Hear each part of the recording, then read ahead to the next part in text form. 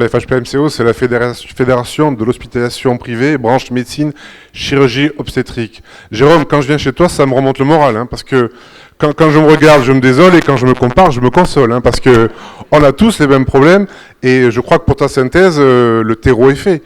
Soyons unis, soyons ensemble pour défendre la profession, le métier, le soin.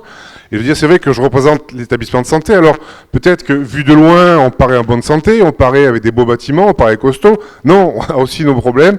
Nos problèmes, ben, c'est vous. Parce que si vous n'allez pas bien, ben, finalement, on devient des hôtels, et nos hôtels, ils sont pas terribles souvent, parce que les chambres, hein, c'est pas du 4 étoiles, malheureusement. On aimerait faire du 4 étoiles, mais c'est pas ça. Et Jérôme, il a une grande qualité, parce que d'abord, il est médecin, puis en plus, il est chef d'entreprise. Tu as un établissement de soins à Fronton, donc on parle le même langage. Comme avec Philippe Cuc, qui est chirurgien, Didier Léger aussi, ils sont chirurgiens, et on parle le même langage, et on est ensemble. Pourquoi je suis là? C'est pour expliquer que sans vous, sans nous, on n'y arrivera pas.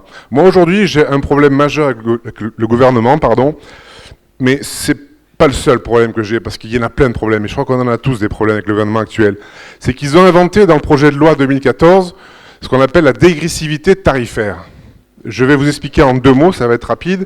Jusqu'à maintenant, on est régulé sur des tarifs, c'est-à-dire que chaque année, je vous rassure, on n'a pas d'augmentation de tarifs depuis 5 ans, mais au moins on a une stabilité. Et là, il nous explique que ceux qui travaillent plus, c'est-à-dire que si vous faites 500 cataractes, 150 appendicites, la 501e, parce que vous avez fait des efforts de production, doit être tarifée, rémunérée moins cher. Alors, vous êtes médecin infirmier, ton soin, quand tu fais 25 patients par jour, on va dire que le 26e, comme ta voiture elle est amortie, quand tu fais du libéral et que tu es sur la route, le 26e patient, tu touches moins. La consultation médicale, ta secrétaire elle est aussi amortie à la 20e consultation, donc tu vas toucher moins sur ton acte.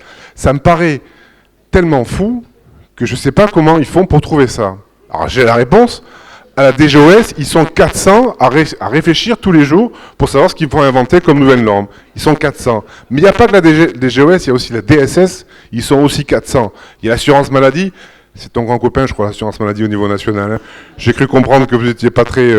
il y a des problèmes de comptage. Alors tu m'inquiètes parce que s'ils n'arrivent pas à compter 8 médecins qui auraient signé l'avenant 8, nous, quand il faut récupérer 10 milliards d'euros en nous disant qu'on a dépassé de 55 millions, s'ils n'arrivent pas à trouver 8 médecins, je ne sais pas comment ils font pour avoir leur compte juste.